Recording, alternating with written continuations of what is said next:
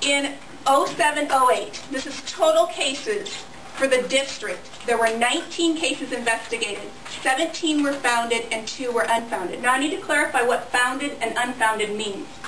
Founded means after a thorough, proper investigation, the case met the criteria of the definition of harassment, which we read to you.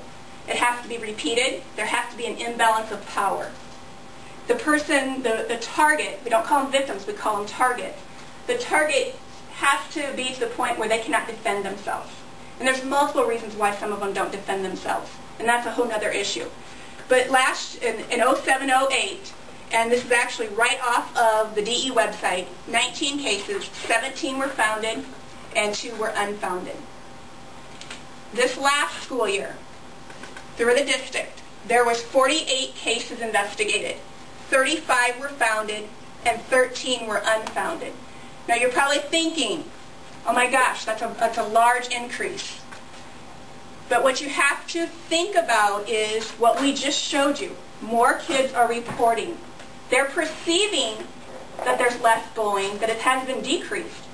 But they're doing more reporting. We're doing more educating to those students and to the staff. We now have a better education about what bullying is. We have a better reporting system. We have a better tracking system. Every founded case has a consequence. It's right in the handbook. It's a level 2. So it's right in the handbook. The principal takes care of it.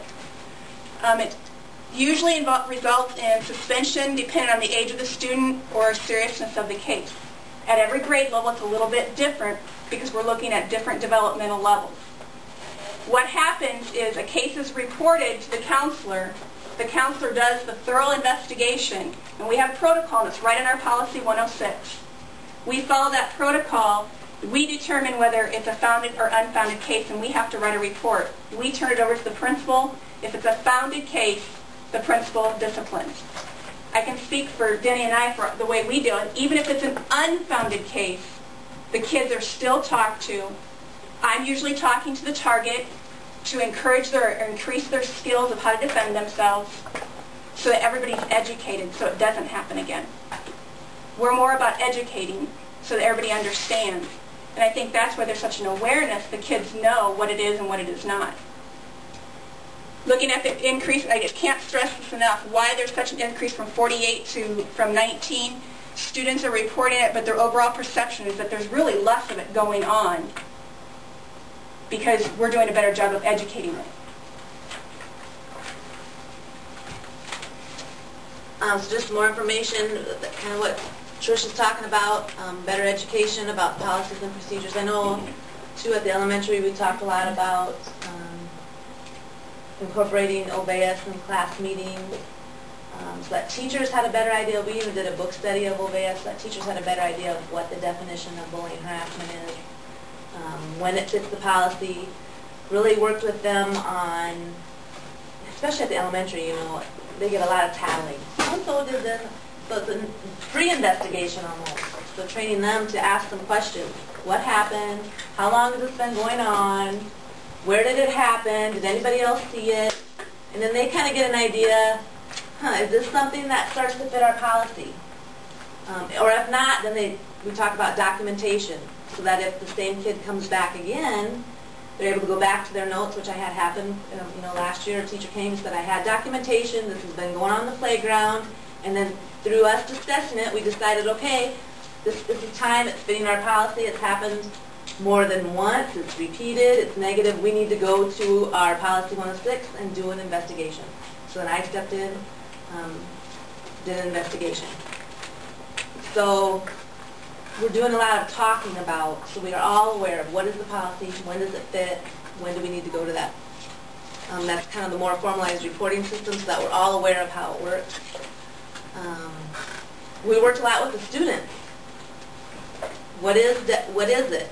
Are you getting help for yourself, or are you tattling? Especially at my level, that's the question. Are you tattling, or are you getting help for yourself?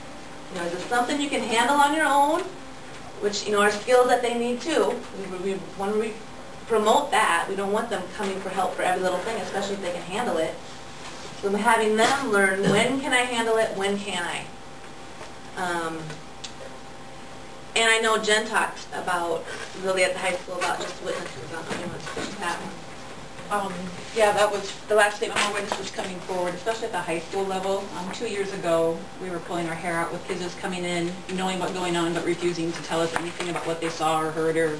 And now it's, this last year, I would say there was a huge turnaround where kids would come to us before even the target would come to us and say, I saw so-and-so do this today, do whatever. Or on the bus, this happened. Or even if I pulled somebody in during the investigation as a bystander, they're very much more open to tell me what actually was going on. So that helped me on my end tremendously this year with just kids being more honest. And I think it's because we're educating them more. They know what it is, that it's not right for kids to let that happen when they see it going on. And I'd have to agree with the middle school too. We had more witnesses come forward, more willing to talk about what they saw or heard. Go ahead. What have we done as a district? More formalized investigations. I will say that at the beginning of the school year last year, Barb met with each principal, counselor, partner, so met with Denny and I, Becky and Mike, and Jen and Kevin, and we went through the policy, highlighting parts to make sure we understood what we were supposed to do, how the protocol would go. So we had a better education. We were able to ask questions at that time. So I think we had a better understanding from the previous year of what our rules, each of our rules, were to be. And then we follow that throughout the year. And I don't want you to think that we're experts on this, because there are times when we're investigating, I'm going to tell you, harassment is not black and white. There's always two sides to the story. You have people sticking up for each other. You have some people that see it one way of perception, and some people see it another. So you have to interview quite a few people to listen to the story. And you have to listen to that target. But you also have to be open to listen to the bully side of the story too. So there are times when I would call Becky or Jen and say, okay, here's the gist of it. Am I on the right path? Because I want to be fair. I want to make sure that we're educating kids about what's happening. So harassment is not black and white. And we do a lot of collaboration like that to help each other out, because it is difficult sometimes to determine. Sometimes it's real clear. Not usually, but sometimes it is. Well, sometimes the bully will say, yeah, I made a bad choice. I mean, I literally had a case where two boys just said to me, yep, I called her that. Yep, I drew that picture of her. I did it. That was a bad choice. End of investigation right there. But it's usually not that clear cut. I had a case where a kid came and said, yeah, I'm being bullied. The mom called, started to investigate, and actually as I investigated, it turned out he wasn't being bullied. He was bullying. So it's, as I start talking to kids and getting their perceptions, that happens too. The first year we used the BVQ data to educate the staff on the definition. We talked about, there's called a bullying circle. We educated them. And it was very helpful because staff actually came to me a couple of times and said, okay, I know exactly who the bully is. I know who the henchman is. This person's a provocateur bully. We had definitions, we had labels, and it was easier for us to have common communication. We talked to the staff about dealing on harassment on a teacher-student level, and then we also, as I alluded to earlier, talked about active supervision. We really worked to implement bullying and harassment programming district-wide. We communicated with each other so that we were fair and we were on the same wavelength. So what's next? We're going to be presenting this to staff, like I said, tomorrow in service. More continuing to educate, continuing to have discussions about it, because it just takes time. We have a good start, but now we need to keep going. We have developed a staff harassment information folder. It's got interventions, procedures, follow-up interventions, policy, really a folder at the fingertips of the teachers so that they can have some things to look at when they're dealing with situations, knowing what to do. The next part of the work is how do we get out to parents and get them involved in our, as part of our PBS teams or OBS teams, or part of the conversations about what's going on with bullying, so that it can be more of a community project that we work on together. That's always a challenge, and it's just like getting that information and figuring out how to best do that. We're going to continue to use the data to develop and implement our program across the district to beef it up, to continue it. We've started it, now we need to keep working on change.